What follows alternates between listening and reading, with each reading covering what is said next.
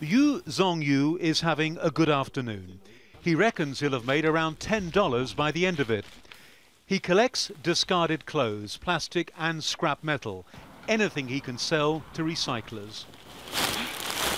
Yu shows me his home, a room measuring just over 5 square meters. The rent's $100 a month. To economize, the electric heater stays off, which means it's as cold inside as out. A dangerous mesh of exposed wiring loops around the room. He washes outside, where there's also a public toilet.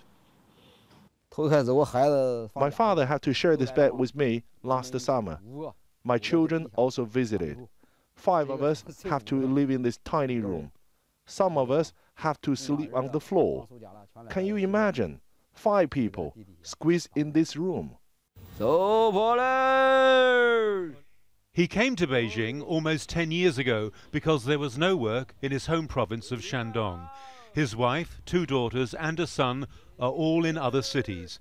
He sees them just once a year.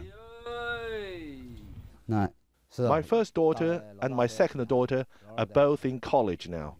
The reason I'm working here is to save money for their education. Last Chinese New Year, I didn't go home because I didn't have enough money. He's not bitter about his life and accepts it's his choice to live this way.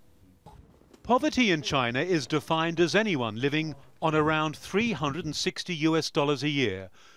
Yu makes 12 times that, but in Beijing, costs are much higher than elsewhere. His future, though, is now uncertain. In recent weeks, the homes of tens of thousands of migrant workers have been demolished on the grounds they violated safety codes.